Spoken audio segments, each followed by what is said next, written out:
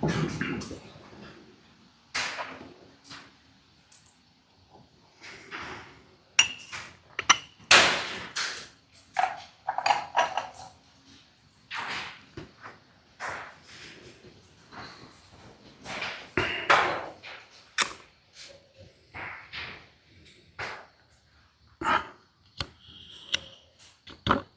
บ่ดังระบาดนี่บ่เปิดเลยเป็นน้ำหยังเนาะตอนนี้เนาะตัวติดเชื้อดับเป็นน้ำไหม้บ่มึงอยากให้กูหาไม้ทองคำมึงบ่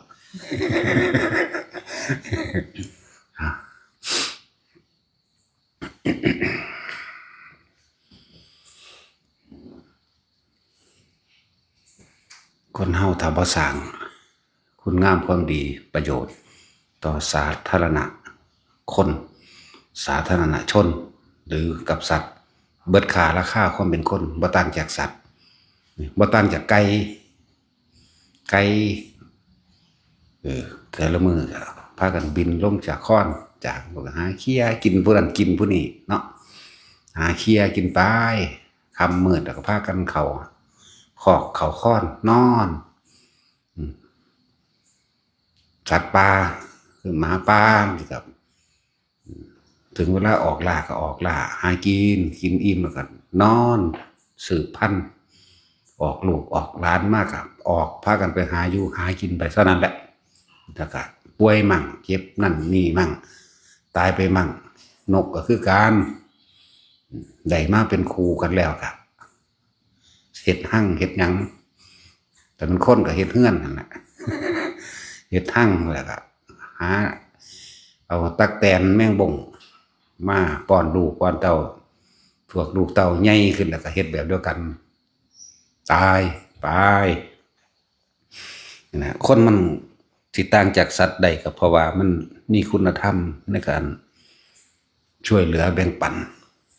แต่คนบ่มีคุณธรรมแล้วก็ไร้ค่าราคาคนเด้บ่มีค่าหยังเด้เฮาบ่เงิดได้คนรวยไหมเนาะรวยโลโหดกูบ่เงิดดอกกูเงิดแต่ผู้ใดเป็นอรหันต์ใดเท่านั้นแหละนี่เงิดสะอื่นสะออนอันนี้อยากเป็นน้ำโลดดังนั้นโอ้ยซื่อๆอยู่รวยโลดหรือรวยไปป่วยไปตายนั่นแหละจังว่า คำว่าราคะแปลว่าความพอใจในรูปรสกลิ่นเสียงในรูปร่างกายของกันและกันสัตว์ก็เป็นราคะความยินดีพอใจในรูปร่างของสัตว์แต่ละเผ่าแต่ละพันธุ์แต่ละชนิดไปสัตว์เดรัจฉานทั้งหลายแล้วนั่นก็แค่ว่าสืบพันธุ์หากินซ้ำตายคนก็บ่ต่างจากสัตว์เดรัจฉานถ้าว่ารู้จักการให้ทานรักษาศีลแล้วอันเดียวกันพระสันพุทธเจ้าเพิ่นสิเอิ้นไปบอกสัตว์ทั้งหลายสัตว์ทั้งหลายคนก็คือการคนที่บ่มีเมตตามันลึกซึ้งอยู่ได้คำว่าเมตตานี่บ่แม่นธรรมดาเด้การรักตนเสมอด้วยผู้อื่นหรือการรักผู้อื่นเสมอด้วยตนรักใดก็เฮาเข้าใจที่จะเสมอด้วยรักตนเป็นไม่มีความรักความเมตตาความกรุณาความมุทิตาลงถึงอุเบกขาพุ่นล่ะถ้าคนในจิตใจบ่มีสิ่งนี้ก็บ่ต่างจากสัตว์ทั่วไปดอกนั่นแหละฉะนั้นพวกเฮาจึงต้องอาศัยการได้ยินได้ฟังความจริงของชีวิตคือธรรมะอันเป็นเครื่องนำทางชีวิตให้ออกจากความเกิดคนเฮามันความเกิดนั่นแหละเป็นทุกข์ก็ดี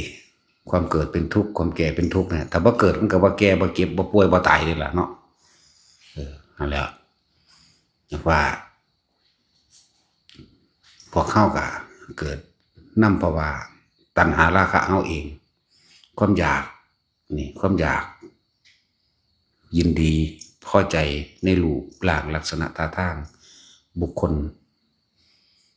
ลที่เฮาพอใจนั่นแหละคำว่างามหรือว่างามขึ้นอยู่กับความพอใจของเจ้าของคนนี้คนอื่นว่างามแต่ว่าเฮาว่าบ่งามก็มีคนเฮาเห็นเขามึงก็ได้เมียขี้ร้ายแท้ก็งามเขาก็เขาพอใจเนาะ คือแท็กซี่มันพอใจในขี้เกียจหาวแล้วเดี๋ยวเบิ่งแล้วโอ้ยเติมอยู่มึงไปอยากนอนน้ำมันหม่องใดแม่นบ่ล่ะเขาคันพอใจของเขาเขาพอใจในรูปร่างลักษณะท่าทางของเขาเนาะเบิ่งแล้วงามเบิดผมมันก็งามปากมันก็งามเพิ่นพอใจเด้ซั่นเฮาเดี๋ยวเบิ่งแล้วกวนขี้เกียจหาวขี้เกียจป่วยจังซี่แล้วอันนี้ตาจุยคือกันบัดนี้เอ็ดอยู่เตเสะอยู่ บัดนี้เขาคันพอใจของเขาเนาะแล้วยังซั่นแหละ เขาเลยเอิ้นสิ่งเหล่านี้บัดนี้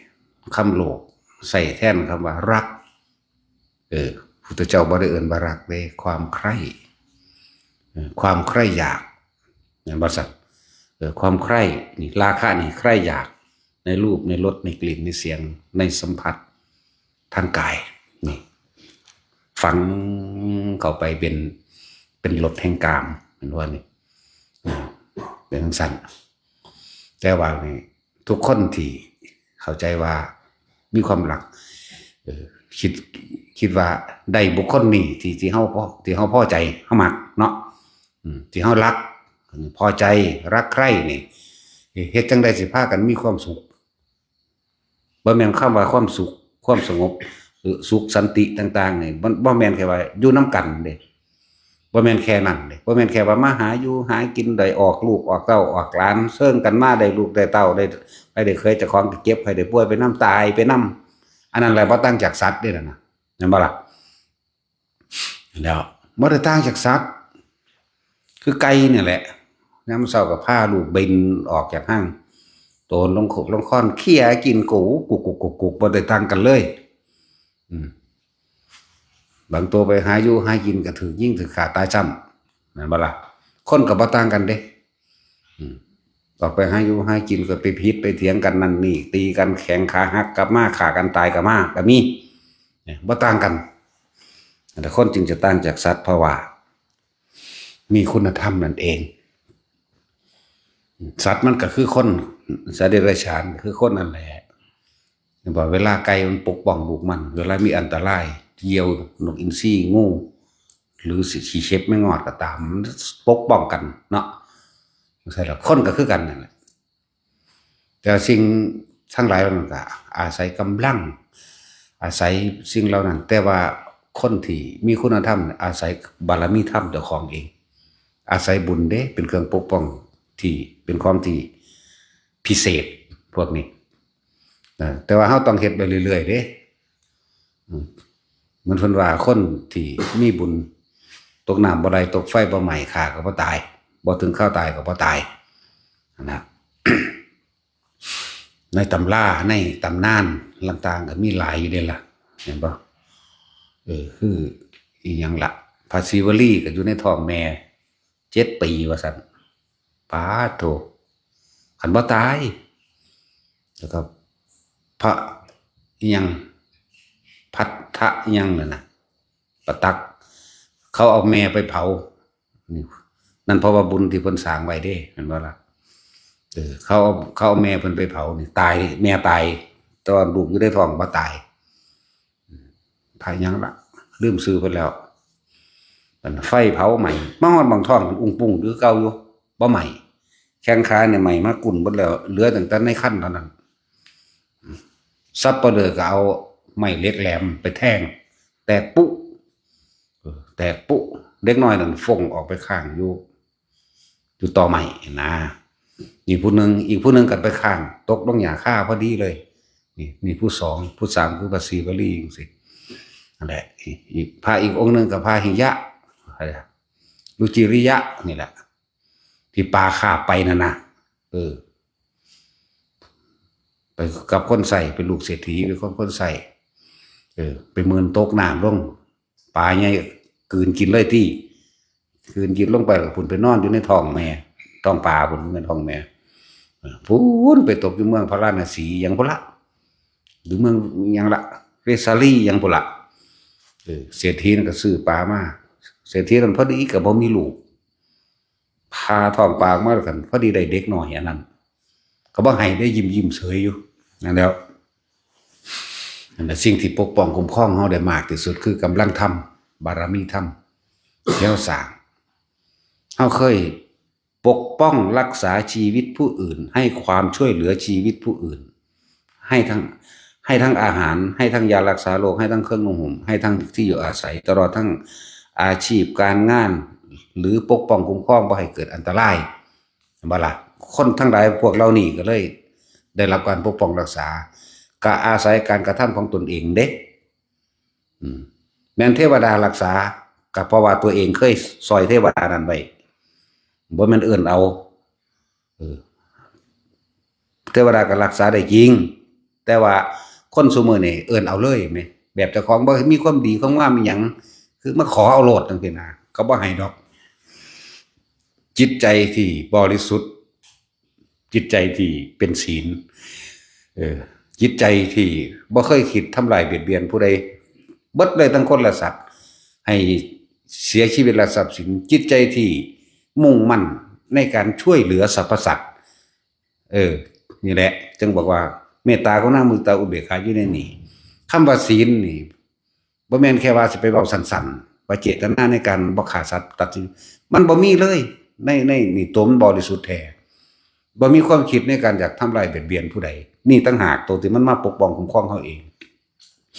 ไปทางใดก็บ่อึดบ่อดบ่อยากไปทางใดก็รู้สึกปลอดภัยแม้ทั้งสิตกอยู่ในห่วงอันตรายที่สุดจังซี่นะรู้ปลอดภัยนะเพราะตัวเองกระทำเอาไว้เองเด้นี่บ่แม่นไปโอ้ยถอยผู้ขาแน่อยู่ซื่อๆสิเพิ่นเอาเขาบ่เอิ้นซะเลยซ้ำไปมหาชนกเรือแตกเห็นบ่คนทั้งหลายในเรือน่ะเป็น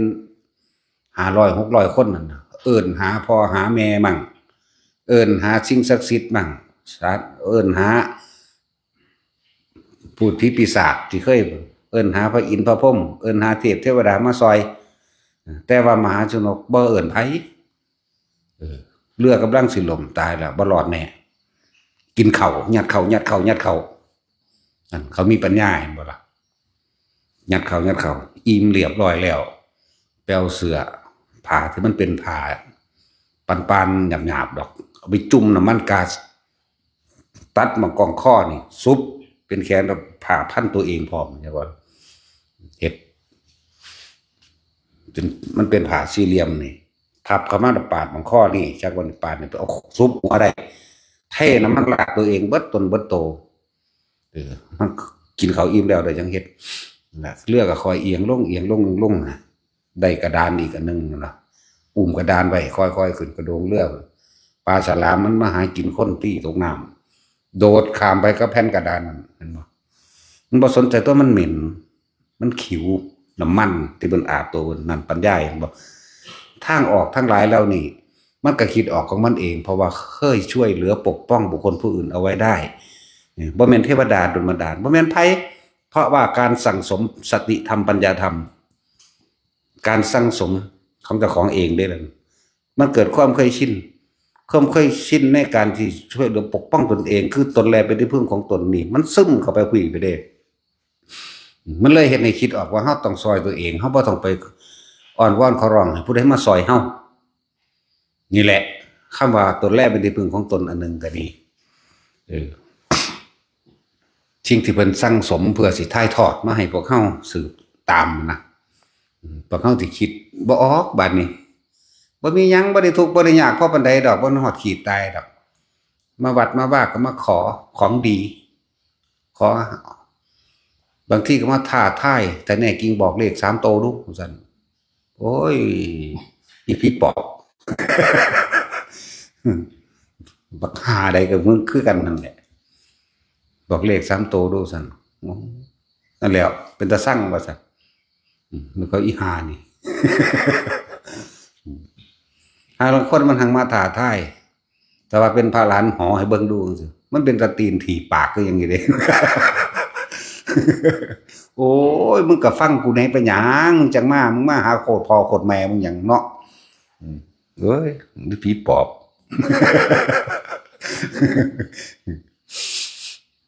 ก็สิมาเฮ็ดหยังมาจังซั่น พวกเลวกว่าสัตว์เดรัจฉานตัวนั้นพวกยังสันแถมซ้ำบางพวกอุ้ยบอกมาถ้าถึกลอตเตอรี่สิมาสั่งให้พวกนี้บ้าเว้ยมึงเป็นไผเด้อมึงสิมาวิเศษสั่งให้กูมันบ่ล่ะสิมาสั่งให้ดอกภาษาซ้ำนี่ภาษาซ้ำนี่เบิ่งเว้าเล่นเว้าปากบ่ดีเห็นบ่ภาษาซ้ำนี่ตั้งโตมึงเองก็บ่ได้บวชได้อยู่มึงสิมาภาษาซ้ำนี่หาแม่มึงบอกสูยังหาอยู่หากินเองกูบ่ได้หากินเองกูมีคนหาให้กูกินแม่นบ่ล่ะเอาฟังดีๆเด้อสูยังหาสแต็กกินเองกูมีคนหามาให้กูสแต็กเข้าใจบ่ กูบ่ได้หาแล้วเด้นั่นแหละนั่นแหละจังว่าเว้าไปแล้วแต่คิดอยากเว้าจังได๋ก็เว้านั่นแหละบ่ต่างจากสัตว์หรือเลวกว่าสัตว์พวกนี้นั่นบ่ล่ะพวกเจ้าว่าชีวิตที่ผ่านมาพวกเจ้าคิดว่าพวกเจ้าดีกว่าสัตว์บ่เลยแม่นเท่าเดี๋ยวนี้ก็จักดีกว่าสัตว์หรือยังบุเนาะอย่าคิดว่าเจ้าของดีกว่าสัตว์เด้บ่ได้ต่างจากอันไก่เด้บ่ต่างจากไก่จากหมูจากเป็ดจากตัวเหี้ยกระรอกกระแตนกเนาะบ่ต่างกันแล้วถ้าจิตใจของเฮานี่โล่งปลอดโปร่งเลยบ่เคยคิดเบียดเบียนทำร้ายผู้ใดเลยนี่ต่างหากที่มันสิยกขึ้นมาสูงกว่าสัตว์เข้าใจบ่บัดนี้ปลอดโปร่งบ่เคยมีความคิดว่าแต่เห็นผู้ใดตกทุกข์ได้ยากจักมันเป็นใดมันดึงดูดเขาจากซอยเขาโลดโอ้ยแล้วตนสะเทือนกับหัวใจสั่นเข้าสงสารมันธรรมดาเด้เขาลบกันอยู่ต่างประเทศเฮาเบิ่งน้ำข่าวจังซี่โอ้ยแล้วตนได้น้ำตาตกข้างในเลยสะอึกสะอื้นไปเลยเด้มีแต่โอ้ยมันปานนี้บ่สูมันปานนี้บ่อยู่เด้สูคือบ่พากันฝึกหัดฟังธรรมสูจังสิรอดพ้นออกนี่มันไปจังซี่เด้แล้วนี่มันจังต่างจากสัตว์นอกนั้นเลวกว่าสัตว์เนาะบ้านนอกเฮาตะกี้คักแล้วตะคองก็เคยเป็นคือกันตำบักหุ่งเผ็ดๆแซ่บๆแกะอีปูใส่กุ้งปลาซิ่วดิบสดใส่กันกินยำสดๆนี่แหมเนาะจังซั่นแล้วตะคองก็เป็นเด้ตะกี้มักคือหยังนี่ซ้ำแหมไม่ท้องแล้วเป็นผู้แกะกระปูให้ กับเราไปหาปลาขอนมาแล้วก็เอากุ้งไว้มีกุ้งมีปลาซิ่วดิบเด้ต้องเต้นดงเดงเด้จังซั่นแหล้วเพิ่นก็ตำบักหุ่งไว้ดอกผักเกษตรทั้งผู้อื่นผักเกษตรผักกฐินนั่นแหละแต่เอาแก่ๆอีกเด้เอาแก่ๆแบบคนบ่มักแล้วล่ะนี่มากินใส่กันนั่นแหละเฮาก็สิเลวกว่าสัตว์อีกเด้ตอนนั้นจักบัดตอนนี้ก็สิเลวกว่าอยู่บ่รู้คือกัน เพราะว่าปากขึ้นจะด่าแต่คนเนาะเดี๋ยวเขาลูกเขาอีแตนหมามั่ง ลูกเขาอีหามั่งอีผีปอบมั่งแล้วแต่สิว่าไป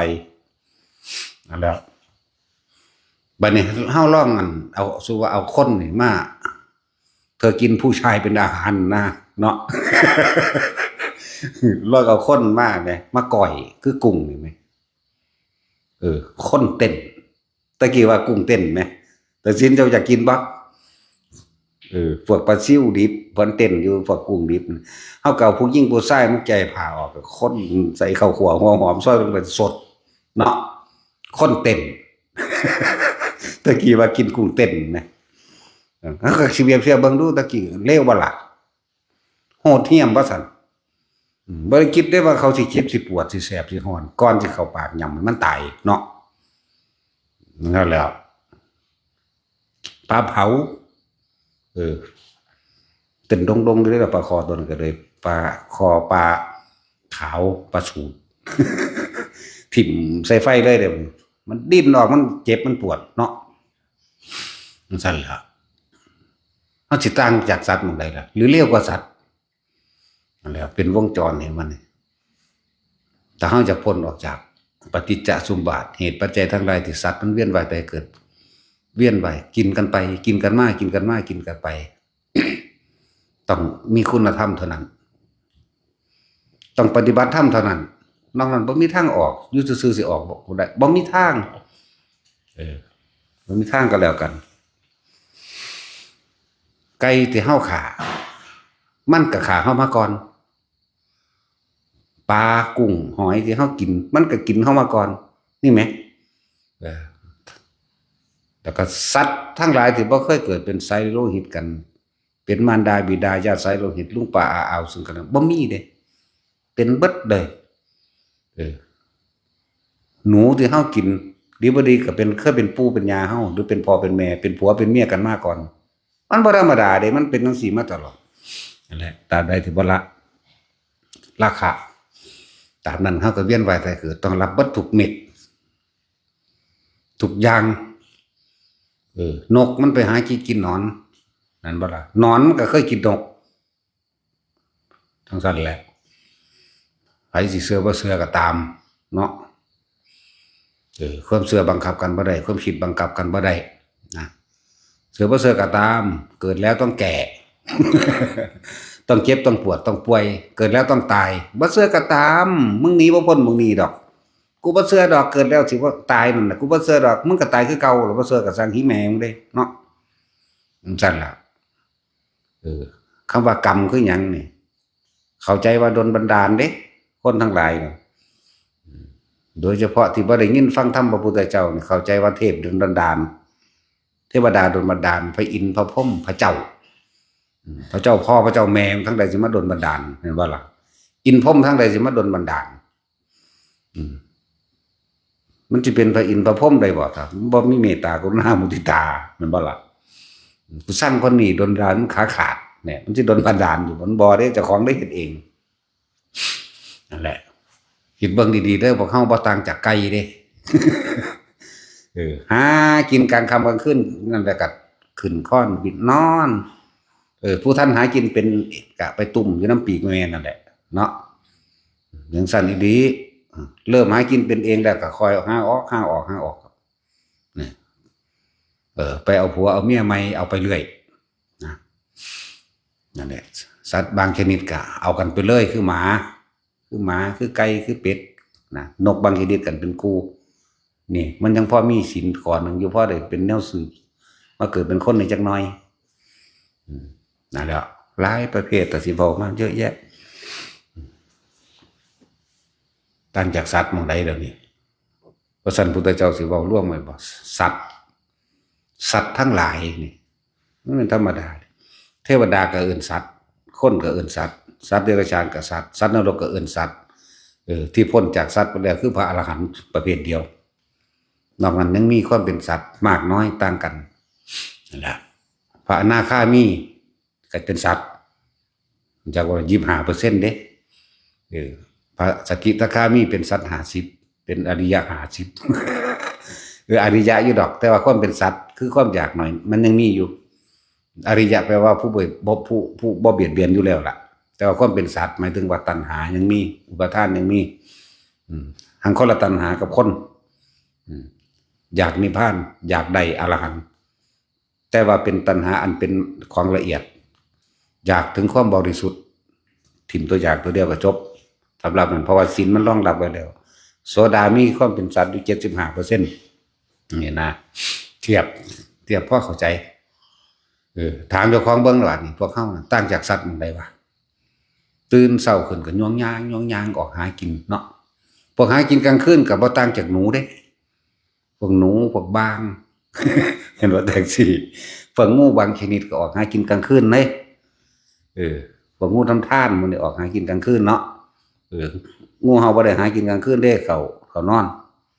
งูเห่าจงอางพวกงูหากินกลางคืนก็เยอะบัดนี้พวกหากินทั้งกลางวันกลางคืนก็มีอีกคนก็ดีงูก็ดีเนี่ยต่างกันบ่ล่ะจังซั่นแล้วบ่ต่างจากสัตว์นั่นแหละยามใดมันสิพ้นออกจากวงจรนี้เนาะบัดนี้ก็ทุกคนที่เวียนว่ายตายเกิดนี่ตัวที่แน่นเหนียวแน่นที่สุดเลยแม่นคนผู้นั้นบ่ทันได้ผัวเพราะในเมียก็สร้างมันนึงมีตัวหนึ่งฝังใจไว้คือความราคะนั่นแหละความพอใจในรูปรสกลิ่นเสียงในผัวในเมียนั่นแหละเข้าใจบ่ล่ะ แม่นตอนนี้บ่มีก็สร้างแต่ว่าถ้าถือผู้ถือใจมันปั๊บโลดเด้มันหมุนใส่กันโลดปั๊บโลดบ่ย่านกันเด้ซั่นแต่ว่าตอนที่มันบ่ทันได้ถือใจมันก็ยุ่งสั่นล่ะซะก่อนเนี่ย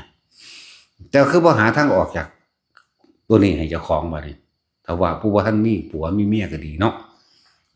มันหาบ่เห็นเพราะว่ามันบ่ทันได้ฮู้ธรรมนั่นนี่จึงบอกว่าที่นี่เฮ็ดจังไดมันหลีกหนีบ่พ้นได้ว่ามันยังมีความยินดีมันยังมีความพอใจในความรักความใคร่ว่าเพลงเขาแต่งไว้ความรักใคร่มันทำอะไรได้ทุกอย่างแม่นเด้มันสามารถเฮ็ดอีหยังได้เบิดทุกอย่างเด้ฆ่าคนก็ได้ฆ่าคนที่เจ้าของฮักมักก็ได้ฆ่าเจ้าของก็ได้ฆ่าสัตว์ก็ได้ลักปล้นจี้ข่มเหงข่มขืนใจได้เบิดนะบ่แล้วความรักใครนี่มันธรรมดาเลยเปลี่ยนจากความรักใครตัวนี้น่าเกิดกลายเป็นภาพบุคคลที่รักสร้างความดีสิบ่ดีก็บอกเนาะมันก็มีอยู่มันก็บ่ทันได้ขาดแต่ว่าพากันเฮ็ดสิมันเป็นประโยชน์ต่อโลกต่อสัตว์อื่นๆแน่พวกเจ้าจังสิค่อยๆยกจิตขึ้นไปสู่ที่สูงความสุขอันแต่เกิดจากการเสพกามเอื่นกามคุณแต่ว่าสร้างเป็นคุณธรรมคุณประโยชน์ให้มันยิ่งขึ้นไปได้บ่พากันมาฟังธรรมมั่งพากันมาใส่บาตรสวดมนต์ทำวัดมั่งแล้วก็พากันมาฝึกหัดภาวนามั่งนี่เป็นเรื่องเฉพาะเข้ามาที่นี่เรื่องสาธารณกุศลบัดนี้เห็นคนตกทุกข์ได้ยากก็ช่วยเหลือแบ่งปันให้อาหารหรือให้การรักษาพยาบาลรักษาโรคให้ที่อยู่อาศัยมั่งช่วยเหลือแบ่งปันความอำนวยความสะดวกหลายๆอย่างที่เขาติดขัดเฮาพอซอยใดเฮาก็ซอยไปนี่งานสาธารณประโยชน์เป็นงานเร่งรัดบารมีเร่งรัดกำลังใจให้ยกจิตยกขึ้นชูที่พ้นทุกข์พ้นออกจากนี่แหละ เฮาซอยเหลือคนทุกข์คนยากคนที่ลำบากเฮาก็เห็นความว่าเฮาก็ย้อนขึ้นมาสอนเจ้าของนำแม่นบ่ล่ะคือเฮาเห็นเขาสงครามกันฆ่ากันตายต่างประเทศมุนก็ดีเนาะพังราบเรียบไปเบิดตึกล่ามบ้านซ่องบ้านต้องไปกบพวกตายก็ตายไปเนาะตึกล่ามบ้านซ่องนั่นแล้วที่ลึกเข้าไปก็นั่นที่ห้องบ่ฮู้มดปวกอยู่ในหันก็มีเด้เนาะเคยคิดพอว่าพวกจิ้งจกพวกตุ๊กแกพวกขี้เข็บแม่งอดพวกมดพวกปวกที่ซ่อนอยู่ใต้ตามตึกล่ามบ้านซ่องหรือในแผ่นดินนั้นระเบิดตูมเข้าไปพวกนี้หาทางหนีก็บ่ได้บัดนี้มีแต่หลับอย่างเดียวนี่เพราะว่ากรรมที่ตัวเองเฮ็ดไว้เด้สิว่าหยังกับคนก็ยังหนีบ่ได้อีกพอแห้งอยู่เด้คนก็ลำบากอดอยากอึดอาหารกินหาหม้องหลับหม้องนอนเวลาร้อนก็ร้อนบ่มีน้ำกินก็เวลาหนาวก็หนาวแบบบ่มีน้ำกินอีกเด้มันก็บาดเจ็บแข้งขาหักกิบบาดปัดป่วยแต่สิเทียบคือคนเฮาล่ะบางที่เฮาไปตีเอาเขียดแต่ว่าขามันหักซื่อๆก็บ่ได้มันกบเขียดนกหนูเนาะปีกหักมั่งขาหักมั่งตัวเองก็ปีกหักขาหักคือกันนั่นแหละนี่แหละบอกกรรมทั้งหลายมันย้อนขึ้นนะเฮาเบิดการกระทำทุกสิ่งอย่างแต่ว่ากรรมมันบ่เข้าใจหรอกการกระทำทุกสิ่งอย่างที่สิ่งใดที่พวกเฮากระทำเอาไว้แล้วล้วนแล้วแต่เฮาต้องได้รับเหมือนกันเฮาสิซ่าอยู่เฮ็ดหยังในการที่เฮามาฝึกหัดปฏิบัติธรรมรู้ลมหายใจซื่อๆมั้ยเนาะนั่นล่ะถ้าท่านรักตัวเองท่านอย่าทำร้ายผู้อื่นแล้วก็ถ้าท่านรักบุคคลที่ท่านรักจงพาบุคคลที่รักเข้าหาธรรมเข้าหาความจริงเข้าใจว่าล่ะถ้ารักผัวตัวเองถ้ารักเมียตัวเองถ้ารักลูกตัวเองลูกถ้ารักพ่อรักแม่ตัวเองหรือปู่ย่าตายายไล่ขยายองค์กรออกให้นำสิ่งที่มีค่าสูงสุดนี่อันจะเป็นหนทางพ้นออกจากความทุกข์เลยคือธรรมะแนะนำธรรมะแนะนำธรรมหรืออุปกรณ์สื่อสารอันใดเป็นวิทยุน้อยๆที่มันมีเสียบแฟลชได้ฟิตเลยจังสิไปให้เพิ่นสำหรับปู่ย่าตายายเฮาที่ไปหันมานี่บ่ได้แล้วหรือพ่อแม่ เปิดดูบ่อยๆเดี๋ยวมันก็ซึมซาบเองดอกนาที่แรกอาจจะรำคาญอยู่อุ้ยยังเปิดแมงยังกระรอดหรอกมันบอกกูอยากไล่เวลานั้นประสบพบเหตุที่ตรงใจตัวเองตรงจุดตัวเองที่กับเพิ่นเทศตัวเองถือกับเหตุการณ์ที่เพิ่นเทศออกมาคิดได้เด้นั่นแหละสิ่งที่มีค่าสูงสุดนี่คือความจริงคือธรรมะความจริงอันเป็นหนทางทำให้สัตว์ทั้งหลายพ้นออกจากการเวียนว่ายตายเกิดความจริงอันเป็นทางที่ให้สัตว์ทั้งหลายจมลงไปสู่นรกหาเวกีตลอดทั้งการเวียนว่ายตายเกิดธรรมะมันก็มีทั้งธรรมะกับอธรรมเท่านั้นเรียกว่ารู้ความเป็นจริงเลยทั้งสองทางเหตุแบบนี้พวกเจ้าไปเกิดเป็นสัตว์ต่างๆนรกเปรตสุรกายเดรัจฉานก็ว่าไปเหตุแบบนี้พวกเจ้าไปสวรรค์พรหมโลกฝึกหัดแบบนี้พวกเจ้าไปนิพพานเห็นไหมมันต้องประสบพบกันจะครั้งละนาเปิดไปเถอะบ่ได้เงินได้คนรวยๆบ่เงินเลยเงินคนเป็นอรหันต์เฮาเขาเจ้าอยู่ป่าอยู่ดงอยู่โดยลำพังพระองค์เองเดียวได้นี่เฮ็ดจังใดน่ะเห็นบ่ล่ะถ้าอยากเป็นคือเพิ่นก็ไปศึกษาวิธีทำกับเพิ่นได้เลยเนาะก็ไปศึกษาวิธีทำคนอยากเป็นนักเรียนในร้อยทหารตำรวจก็ฮู้อยู่ตัวว่าเขาต้องไปเรียนหนังสือจบนั่นจบนี่ก็ฮู้อยู่ตัวว่าต้องเฮ็ดร่างกายแข็งแรงก็ฮู้อยู่ตัวว่าต้องไปสอบก็ไปเรียนเอาไปเฮ็ดสอบเอานี่ทั้งโลกเห็นบ่ล่ะทั้งถ้ำนี่โอ้ยสะอ่อนเพิ่นเด้มาพึ่งพาบารมีหลวงปู่หลวงตาหลวงพ่อกับอยากมีบารมีคือเพิ่นก็ถามเพิ่นที่เพิ่นเฮ็ดแนวใดเห็นบ่เพิ่นบ่ได้หวงเด้มีแต่อยากให้คนใดคนเป็นเนาะคนบนโลกนี่เป็นคือกูเบิ่งแหน่บ่มีผู้ใดฆ่ากันดอกฮอดบ่จับอันมีดไปอันนั้นตัวแม่นบ่ซั่นกูจักให้มึงเป็นจังซี่เบิ่งเด้บ่ฮู้จักฮอดปืนบ่จักฮอดหลักเป็นจังไดบุบ่เป็นก็แล้วกันน่ะแน่นั่นแหละเพิ่นจึงเอาเมตตาตนก่อนถ้าเรารักตัวเองจริงๆแล้วเราจะไม่ทำร้ายบุคคลผู้อื่นเลยบ้านนี้แต่เป็นธรรมดาสัตว์โลกมันมีราคะรวมกัน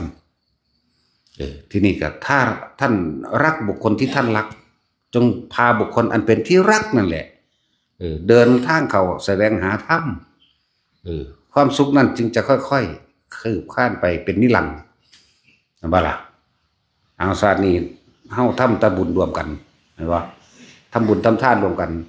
ศาสนามันก็ไปอีกไปต่อกันเก่าแล้วพอตัดหลักบ้านใดขาดมันก็ไปเป็นคู่กันอีกแต่ว่าการสังสมอุปนิสัยเกิดความเคยคิดในการให้ทานรักษาศีลหรือทำงานทำคุณงามความดีมันก็คอยคืบคลานไปน้ำกันไปเลยจนถึงที่สุดก็ได้เข้านิพพานไปน้ำกันตัวพระพุทธเจ้าเฮากับพระนางพิมพานี่เด้อเป็นตัวอย่างหนึ่งเวลา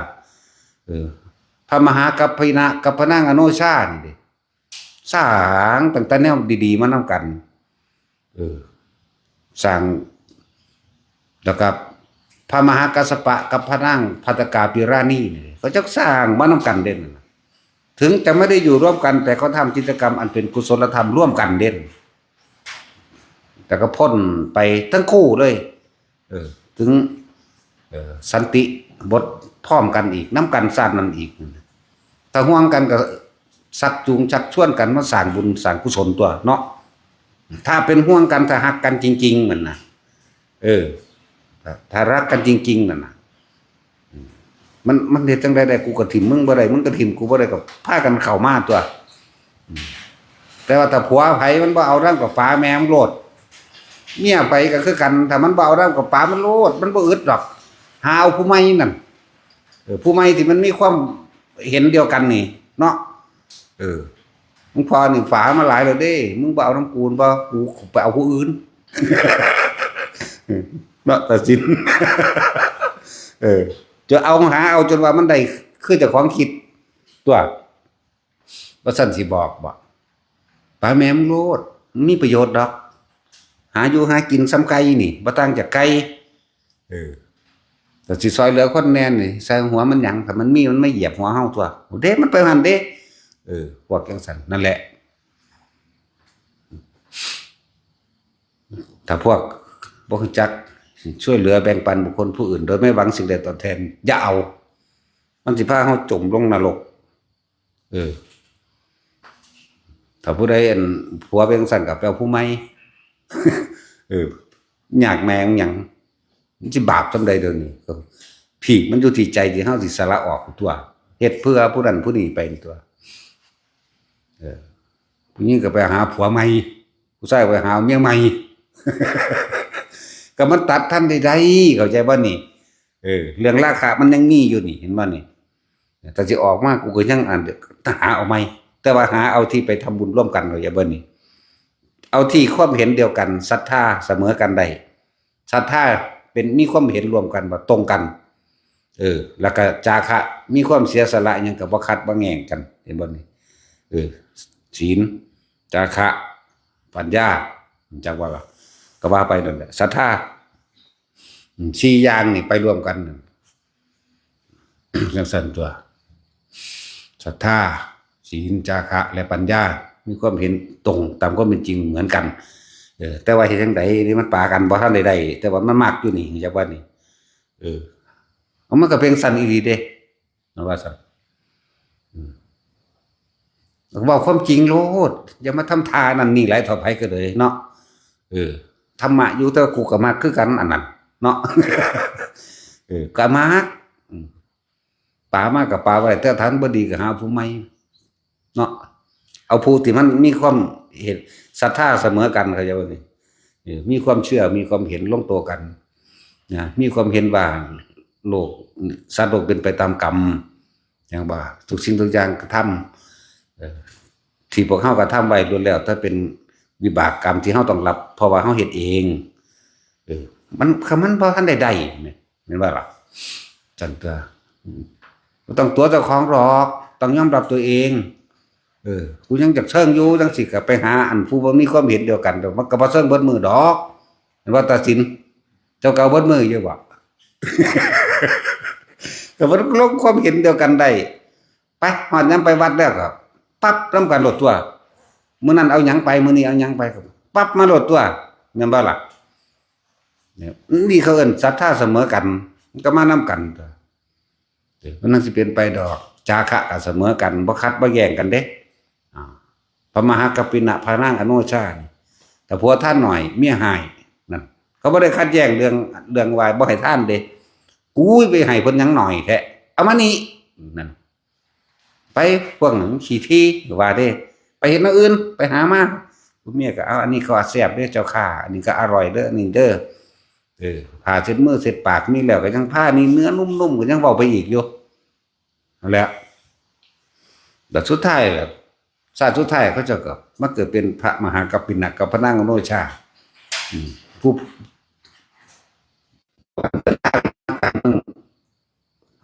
ยังละทั้งพระราชสีราชคฤห์พ่อข้าเดินทางมานี่พูนไปเมืองเพิ่นอยู่ไกลเด้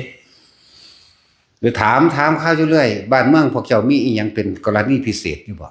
นอกจากค้าขายหาอยู่หากินไปจังซั่นมีอยู่คนละพุทธเจ้าเกิดขึ้นแล้วตัวว่าซั่นนี่พอตะได้ยินคำว่าพุทธเจ้าเกิดขึ้นแล้วตัวนี้ดีใจจนว่าน็อกเลยจากว่าน็อกปึ๊กตื่นขึ้นมาเขาเอาน้ำรูปหน้าสลบครั้งที่2กับเว้าไม่ก็ดูแม่นหยังโอ้ยพระพุทธเจ้าเกิดขึ้นแล้วซอกเข้าไปอีกมันดีใจจักบ่ล่ะตื่นตันใจด้วยนั่นน่ะครั้งที่3ที่จังพ่อเว้ากันได้อิหยังก็เว้าอีกเบิ่งก็ดูซั่นธรรมะอยู่เท่าเพิ่นพระพุทธเจ้าเกิดขึ้นแล้วเพิ่นแสดงธรรมตัวคนเข้าหาพระองค์เพิ่นแต่งตัวแบบใดเพิ่นก็โกนหัวแบบนี้แต่งตัวสีเหลืองแบบนี้ขนลุกวื้อขึ้นมีทรัพย์สมบัติเท่าใดซัดให้พวกพ่อค้านั่นแหละมีเท่าใดเงินเท่าใดแสนเท่าใดโกรธยัดให้เขาเบิดเลยพระเจ้ายังเอาเถอะเด้อบัดกูบ่เอาแล้วกูสิไปบวชอย่างเดียวนั่น พวกบริวารทั้งเป็นพันก็ขี่ม้ามานำกันโดดเด่นล่ะราคาแม่น้ำที่หนึ่งก็สวดอิติปิโสคือระลึกถึงคุณของพระพุทธเจ้าน้ำนั่นก็เป็นรุดดังว่าแผ่นดินบ่ล่มบ่จมแลนเลยได้ล่ะนั่นแล้วอาการปิติมันเฮ็ดให้ลอยได้จักว่าล่ะม้าก็ลอยได้เพราะว่ามันเชื่อมกับคนนั่นแหละไปข้ามแม่น้ำสายที่สองก็สวากขาโตได้บัดสวดไปข้ามแม่น้ำสายที่สามก็นึกถึงสุปฏิปันโนภควโตสาวกสังโฆนึกถึงไปล่ะข้ามไปจนพุทธเจ้าไปรัดเอาบวชเมื่อนั้นฟังธรรมนิดหน่อยบรรลุเลยทั้งเสร็จแล้ววันนี้พวกข้อข้าพวกเดินทางเข้าไปอยู่สู่ในเมืองเลยพวกพ่อข้าพวกเจ้าพระตะทางใดเด้โอ้คุณละมาถ้ากรุงราชคฤห์ละยื้อราชคฤห์พวกเจ้ามีอีหยังแปลกประหลาดด้วยหรือว่านอกจากที่ทำมาหาอยู่หากินไปซื่อๆมีอย่างอีกเบิ่มบ่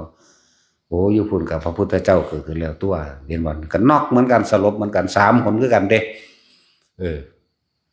วันนี้ก็เลยถามอันพวกเจ้ามีทรัพย์สมบัติมาเนี่ยมันไผเอาให้โอ้กษัตริย์องค์นั้นเพิ่นชื่อว่ามหากัปปินะเพิ่นบะให้บ่ขาดให้เจ้าเท่าใดโอ้ให้3อันจะได้300,000กหาปณะนี่แหละโอ้ยยังเป็นเหมือนเดิมอยู่พุ่นน่ะยังเว้าได้ให้เก้าโกรธด้วยบัดนี้ ให้เก้าโกรธพุ่นเด้จังซั่นแหละเขาเจ้าศรัทธามาเสมอกันตลอดมีความเสื่อมีความเห็นลงตัวกันมีจาคะบ่ขาดบ่แย่งกันจักอันจักอย่างมีศีลนั่นน่ะมีปัญญานั่นแล้วก็ไปละบาดถึงก็ถามผู้ใดสิไปกับผู้ขาไปบ่นั่นบ้านเมืองนี้ไผจักได้เอาไปเลยนี่ซั่นก็ทุกคนเป็นไทยจักบ่ล่ะเลิกทาสไปเลยเด้เพื่อได้จักได้จังให้เอาจัดสรรปัญหานี้กันเอา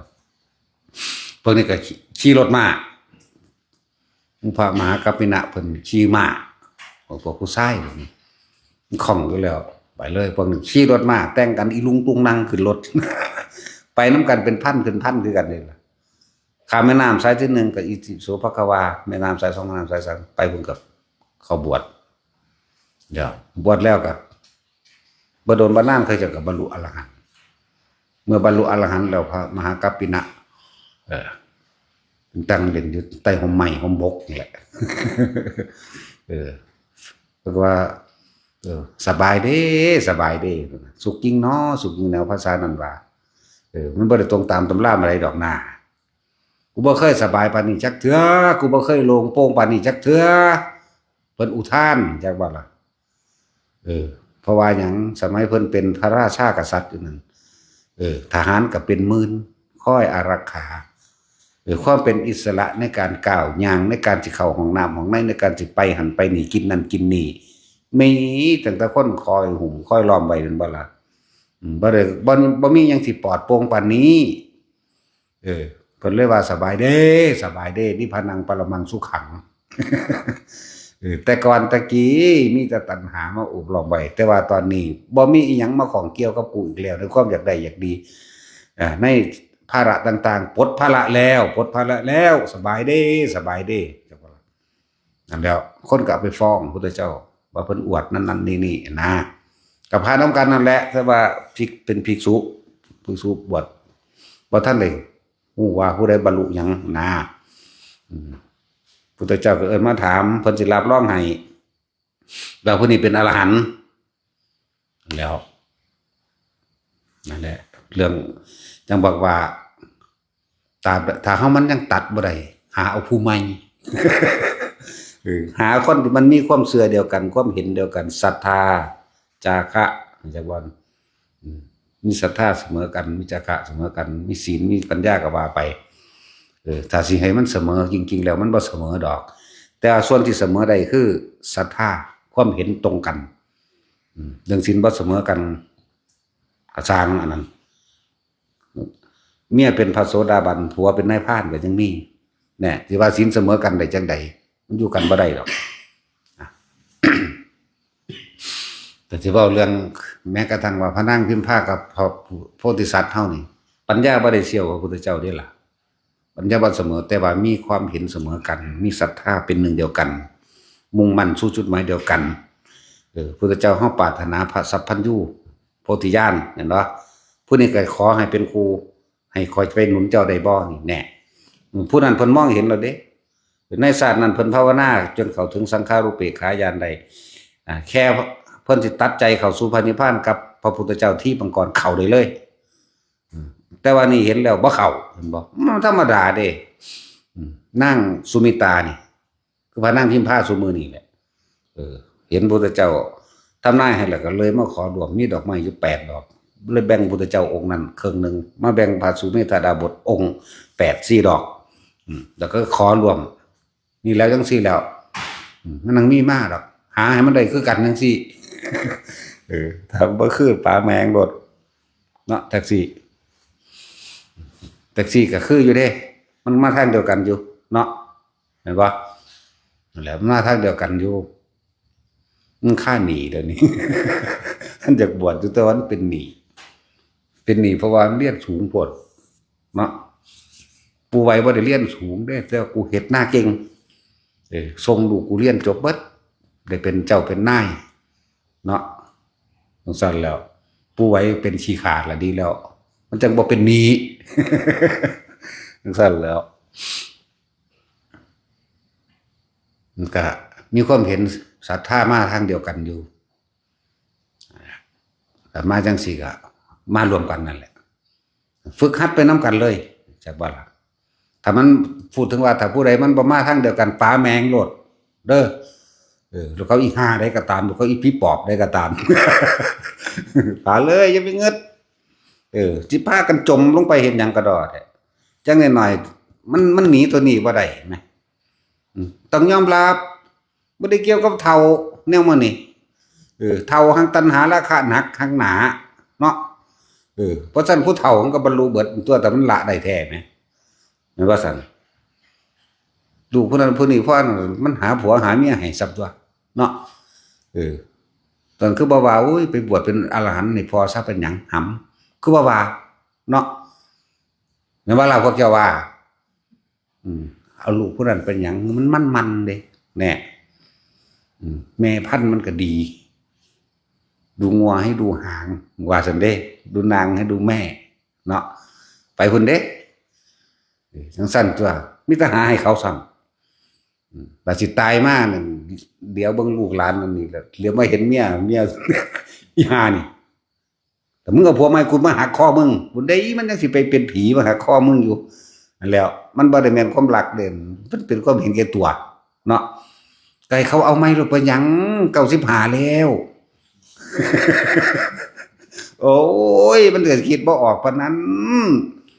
เจ้าของ98เมีย95ก็ให้เขาไปเอารถไปหยังเนาะโอ้ยทั้งเฒ่าทั้งหนาเห็นปะจะไปหาจีบกันอยู่หม่องใดรุ่นนั่นแล้ว เห็นว่าดิความเห็นผิดของคนบ่ธรรมดาเด้แล้วหลายอันหลายแบบที่เขาบ่เข้าใจเพราะว่าหยังเขาบ่มีธรรมพวกนี้ขนาดสิตายยังหวงเมียไว้ยันเขาไปเอาผู้ใหม่ โอ้ย95แล้วนั่นแหละถ้าลักษณะนี้แล้วมีแต่จมกับจมนะจมลงสู่อบายนั่นแหละคนเฮามันสิต่างจากสัตว์ทั้งหลายนะก็เพราะว่ามีเมตตารักตัวเองเสมอผู้อื่นรักผู้อื่นเสมอด้วยตนเห็นบุคคลผู้อื่นเป็นดุจดั่งแขนขาอวัยวะของตนเด้ค่อยประคับประคองช่วยเหลือมีเท่าที่ซอยได้เห็นบ่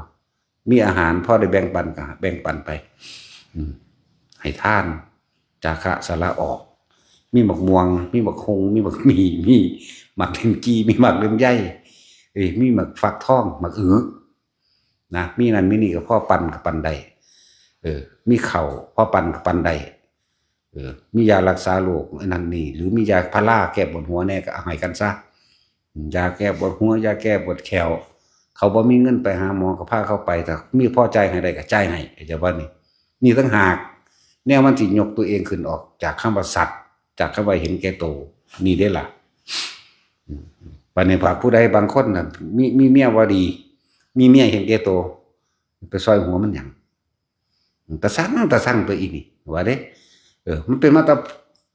โคตรพ่อโคตรแม่มันผลทั่วปู่มันก็เป็นผลดิปลาแม่งโดดแต่แบบไปเอาผู้ใหม่แม่นตัวก็มันบ่ทันได้ตัดขาดถ้ามันขาดดังนี้มันเป็นฮอดอรหันต์พุ่นเด้แม่นบ่สั่นยอมรับบ่สั่นแต่สิมึงยอมรับบ่แน่จังซั่นแล้วแต่กูยังสิเอาผู้ใหม่อีกหลายอยู่แม่ กูบ่ได้เอาดอกกูบ่เอาคนกูเอาทางฝากก็ได้ จังซั่นเหรอเว้าหยอกหลวงตาจรอยู่งามบ่ผู้สาวสิมาหาแต่งามเซิงมันโลดจังหวาน นั่นแหละถ้าอันใดมันศรัทธาบ่เสมอกัน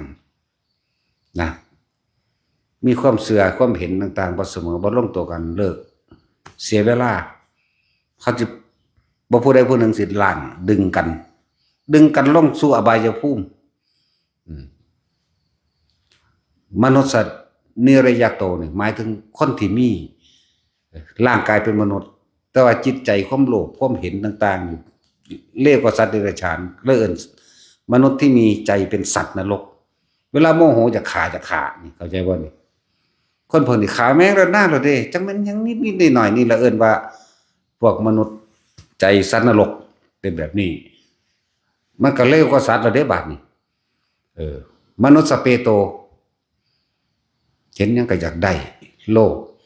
หรือเห็นเขาซอยเหลือคนเอาคือบ่เอาเงินนำเขาเห็นบ่ว่าถ้าซอยสมมุติว่ารถเขาเบิดน้ำมันเอาแลนไปซื้อไม้เขาได้นี่ในระยะ5 กิโล 10 กิโลก็สั่งกลับขึ้นมาเอาเงินนำเขาหรือผัวน้ำเมียไปน้ำกันตัวข่อยก็กินน้ำมันเด้ข่อยก็ขอค่าน้ำมันอยู่เด้แม่นบ่จังซี่ก็บ่ถูกต้องนี่แหละมันสิดึงกันจิตใจมันโลภจักบ่ฮู้จักซอยเหลือแบ่งปันมนุษย์สเปโตตัวนี้จักแต่ว่า ได้แนวอยู่แนวกินมาหลายล้นเหลือละเอาไปให้เขากับห่วยขายเด้บ่ได้มาแจกฟรีเห็นบ่นี่จิตใจที่มนุษย์สเปโตมนุษย์สเปรตเปรตแปลว่าผู้หิวกระหายผู้ไม่มีวันพอเด้ผู้ไม่รู้จักอิ่มเปรตจักว่ามนุษย์ที่บ่รู้จักอิ่มเขาจึงว่ามึงสิรวยปานใดก็สร้างเถาะถ้ามึงบ่รู้จักพ่อมึงก็ทุกข์อยู่คือเก่านั่นแหละรวยกับทุกข์คนละอย่างกันเด้อทุกข์เล่าร้อนกระวนกระวายเพราะว่ามันบ่พอเว้าเศรษฐีซาอุหรืออันผู้เขารวยอันดับ1ของโลกจังซี่อีลอนมัสก์เนาะทุกข์คือเก่าเด้นั่นน่ะบ่ได้มีความสุขจักเม็ดเด้นั่นน่ะแต่ละมื้อแต่ละเว้นคอยคำนวณคิดตั้งแต่ว่าสิเสียดุลการค้าเท่านั้นเท่านี้มีผลมีกำไรเท่านี้เห็นบ่น่ะทุกข์เด้นั่นน่ะภาษากินข้าวกินอิ่มเท่ากันกับเฮาว่าล่ะอิ่มเท่ากันมันก็ปวดแขวคือกันนั่นแหละนะ มันก็ปวดแขวปวดหัวมันก็เมื่อยขาล้าแขนคือกันหิวน้ำเหมือนกันร้อนเหมือนกันหนาวเหมือนกันมันก็เฒ่ามาเรื่อยๆคือกันสุดท้ายมันก็ต้องตายคือเฮาเด้ล่ะนั่นแล้วเฮาตายหายห่วงเฮาตายบ่มีห่วงมันสบายแต่พวกเขาตายมีห่วงเด้กิจการนี่สิให้โอนไผสิทำหยังพินัยกรรมไว้ให้ไผให้ลูกบ่ลูกจะคนอีกเมียจะคนอีกนั่นบ่ล่ะห่วงเด้รวยมึงรวยไปเถอะหน้าแต่มึงบ่ฮู้จักพ่อแล้วมึงก็ทุกข์คือเก่านั่นแหละจนก็จนไปเถอะถ้าฮู้จักพ่อมันก็สุขบัดนี้สุขสบายใจยิ่งมีธรรมะแล้วยิ่งรู้จักทางแห่งความสงบสันติจนถึงสันติบทได้พุ่นล่ะรู้จักสันติบทบ่สันติบทคือนิพพานหมดความปรารถนาเอิ้นว่าสันติบท บ่กลับมาเกิดอีกก็มีนั่นแหละนั่นจังว่าเฮาบ่ได้เงินเด้อคนรวยด้วยโลดให้มึงรวยจนตายพุ่น เนาะตัดสิน ให้มันรวยโลดมึงรวยจนตายพุ่นเออมันบ่ได้มีความหมายตรงนั้นชีวิตของคนที่มีความหมายและมีคุณค่าคือการได้ช่วยเหลือแบ่งปันให้บุคคลผู้อื่นดีต่างหากเฮาหาคนแบบนี้ถ้ามีคนแบบนี้กูมักเบิดเนาะ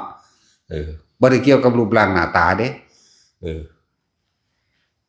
ถ้าทางคนน่ะงามก็สร้างงามคนทั้งโลกเนาะยมงามเดี๋ยวเบิ่งปากมักดูถูกผู้นั้นมักดูถูกผู้นี้เข้าใจบ่ล่ะซอยเหลือสังคมจังสิก็เอาแค่เอาหน้าเอาตาไปอวดไปอ้างว่าแต่ของนั่นนี่ว่าซอยเหลือสังคมนั่นนี่ปากบ่ดีการกระทำบ่ดีมันเป็นตะขี้เดียดมันขยะแขยงออกมาทันทีเด้มันสิรู้สึกขยะแขยง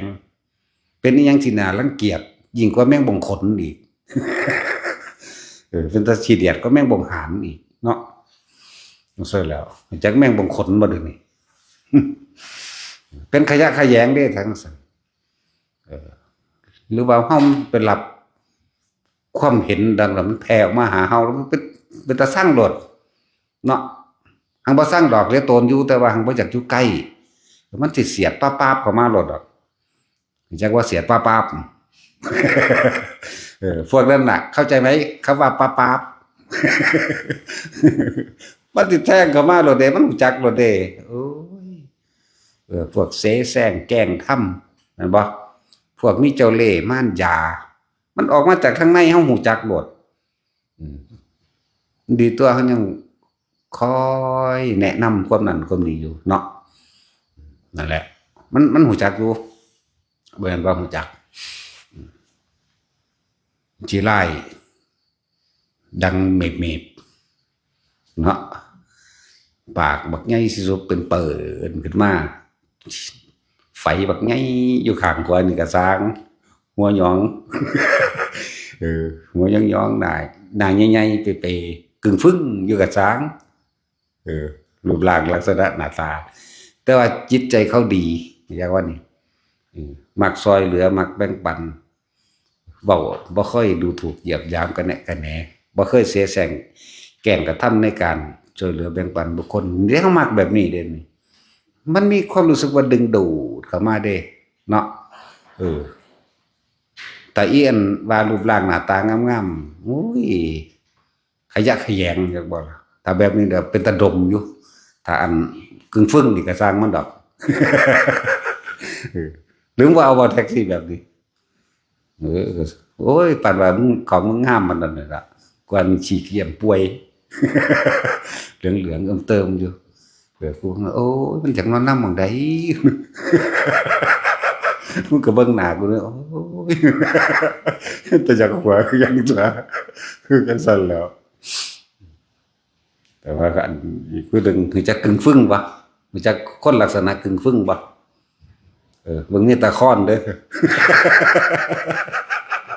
โอ้ยกึ่งฟึ่ง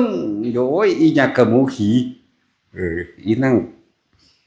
ผีเสือสมุทรนั่งพันธุลักกึ่งฟึ่งอยู่เด้แล้วถามตาค้อนอยู่เจ้าคือว่าป่ามันโลดธรรมดาวะแสดงว่าตาค้อนแล้วก็หักของเราเนาะเราเลยพยายามดึงเข้ามาทางธรรมเด้แต่ว่าดึงยากๆแต่อีหานก็เลยอีกึ่งฟึ่งนั่นแหละนั่นแหละผู้ใดอยากเห็นลักษณะคนกึ่งฟึ่งมันสว่างใดสว่างใดตัดสิน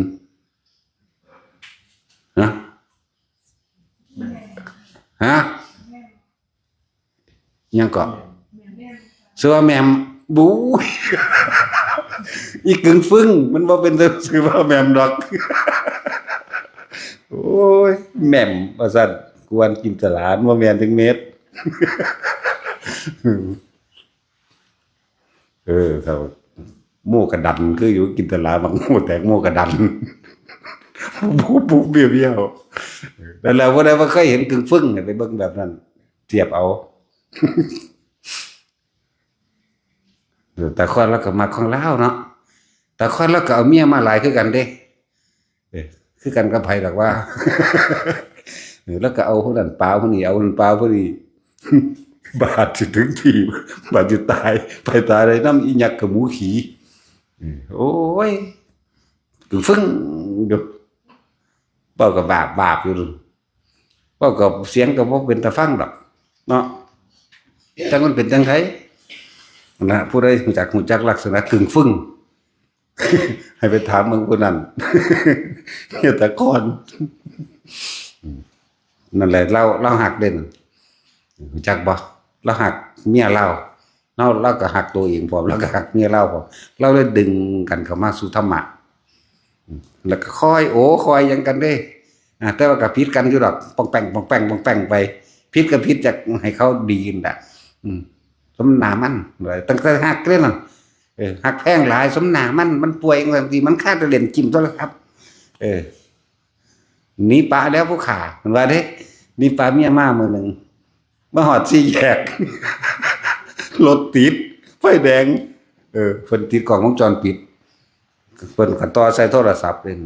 มันเป็นไงหนอเปิดเบิ่งได้บัดนี้นั่นสมนาเฮียนมึงบ่มึงนั่งไห้ประธานว่าสร้างมันธรรมดาได้อันความซึ่งความสายสัมพันธ์ในความห่วงกันเนาะ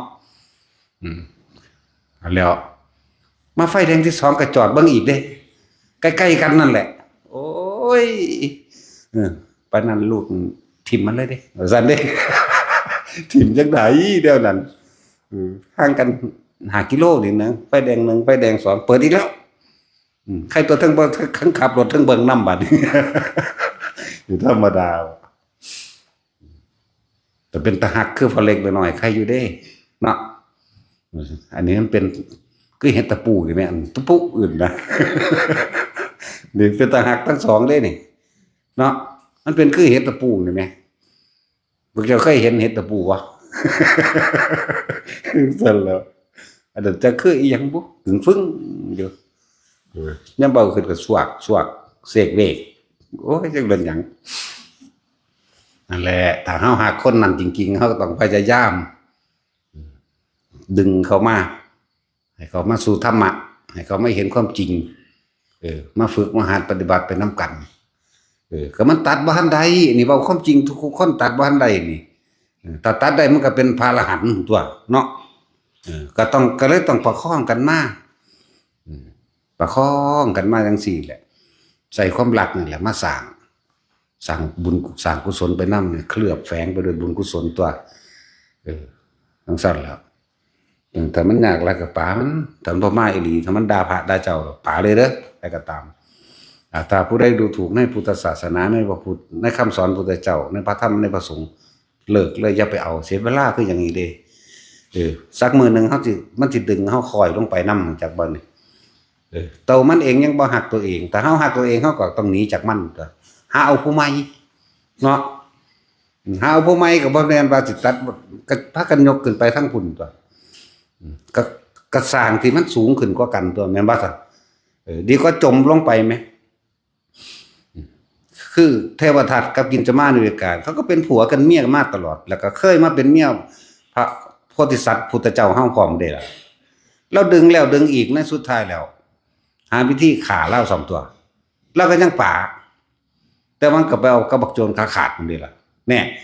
สุดท้ายแล้วจมลงมหาเวจีทั้งคู่จากยามใดบ่แล้วมันสิได้เกิดมาอีกบัดนี้อยู่ในนรกพุ่นเด้นั่นเดียวเทวทัตก็อยู่ในนรกมหาอเวจีสุดกินจมาเนกาก็เหมือนกันแผ่นดินสูบทั้งคู่มันธรรมดาบ่นั่นแหละคู่เวรคู่กรรมจังว่าล่ะบ่แม่นคู่บุญคู่บารมีคู่ปุ่งคือคู่ผ้าคู่น้ำผ้าสรรพสัตว์มันคนละอย่างกันเด้แต่บ่ล่ะต้องยอมรับความจริงรอดมันตัดบ่ได้ไผก็ดียากน้ำหูเหี่ยวนี่แหละเนาะถ้าบ่ยากน้ำหูเดียวนี่สบายพวกเจ้ามาสร้างบ้านแปลงเรือนที่นี่เพราะว่าหยังเอาแม่นบ่ล่ะผู้เพิ่นมีบุญกุศลคือหลวงปู่มั่นมันบ่ได้ไปสร้างบ้านแปลงเรือนกับไผได้บาดเนาะไปผู้เดียวโดยลำพังเลยเข้าป่าเข้าดงไปจังซั่นแล้วเป็นตาเอายางบ่ซั่นอีพ่อใหญ่บัวจังซี่หลวงตาบัวนั่นแหละเดี๋ยว อีพ่อใหญ่บัวจังซี่แล้วก็บ่ได้ไปเอาผู้ใดเด้ล่ะแล้วก็ไปของเราเลยแน่ถ้าผู้ใดบ่เดินทางเดียวกันบ่มีความเห็นเดียวกันพึงไปโดยลำพังแต่เพียงผู้เดียวดุจดังว่าม้าอาชนัยมั่งเป็นดุจว่าดังนอแรดมั่งเข้าใจบ่ล่ะ สั่นแล้วแหละก็บอกความจริงให้ทุกคนฟังนั่นแหละอันละคนทำทาวานอันเดี๋ยวเห็นอันผู้หญิงนี่เป็นอสุภะก็ได้กี่คุยใจเฮากูก็ว่าเห็นว่าอังป่าเมียได้เด้ล่ะ ว่าท่านได้บวชอยู่อันผู้มันบ่ปากมันกันบวชแล้วก็มีเนาะมันตัวเจ้าของอันนั้นจังซั่นแหละถ้าศรัทธาไม่เสมอกันอย่างอื่นก็บ่เสมออยู่แล้วจักบ่ล่ะถ้าศรัทธาเสมอกันแม้จะขัดแย้งกันมั่งแต่ว่าการลงรอยศรัทธาก็จะบ่นี่อันแล้วถ้าผู้ใดบ่มีครูแบบนี้หาเอาไหม ก็แม่นตัวก็เจ้าบ่ทันเด็ดเดียวเด็ดขาดพ่อแม่ถ้าเจ้าเด็ดเดียวแล้วก็เจ้าก็จะเอาตัวเนาะเอาได้กูก็คมจิตคมใจกูได้กูบวชแม่งเลยเข้าป่าไปเลยตัวเนาะอันนี้ยังอาลัยอยู่แต่ผู้เก่านี่ก็ตัดบ่ได้กับผู้ใหม่ยังอยากได้อีกอยู่แม่นบ่สัตว์ตัดสินเรายังได้ผู้ใหม่อยู่เด้บ่แม่นว่าสิเอาแต่อันอีฮิปโปผู้เดียวเด้ไปเห็นผู้อื่นอีกเพิ่นเราก็ยังคิดอยู่ในใจอยู่แม่แม่นบ่สัตว์ตัดสินบ่เหลือมื้อนี้แม่นเบิดนั่นแหละ แม่นเบิดนั่นแหละบ่ซั่นเขาก็บวชจนตัวถ้าเขาตัดตัวนี้ได้แม่มันอยู่บ่ได้เด้บ่เหมาะสมกับคฤหัสถ์อรหันต์มันตายเด้เขาบ่เสียดายดอกแต่มันฮอดของหันไปล่ะแม่นบ่ซั่นคฤหัสถ์บรรลุอรหันต์ก็ตายมื้อนั้นโลดแต่ว่าถ้าผู้ใดได้บวชก็บวชมื้อนั้นแหละหรืออนาคามีแล้วมันสิมีแรงผลักดันให้บวชเข้าใจบ่นี่เป็นไว้แต่ว่าอาจจะมีกรรมเกี่ยวกันได้เฮ็ดกับพ่อแม่จะไปเว้าฮอดพุ่นเถอะเว้ยเนาะเว้านำตำราซื่อๆจังนั้นก็เอาตำรามาเถียงเฮานั่นแหละอันนี้เว้าให้ทุกคนคิดถึงความจริงของเจ้าของเด้อแต่บักอันนี้มันยังบ่มีเมียมันคือบ่บวชได้เนาะหรือมันคิดบังอยู่เด้แม่นว่าซั่นบักอันอรหันต์พิบาลนี่โอ้ยผมว่าคือบรรลุอรหันต์เฉพาะมันพอสำนีแหละโง่เฮ็ดหยังก็เลยให้ไปต้อนรับคนเป็นบื้อๆใบๆไปเด้นั่นแหละเป็นจังซี่แหละยังก็ได้บอกเบิดทุกอย่างแต่ว่าอมภูมิทำท่าหูได้โอ้บักหางเอ้ยเอาสมทาน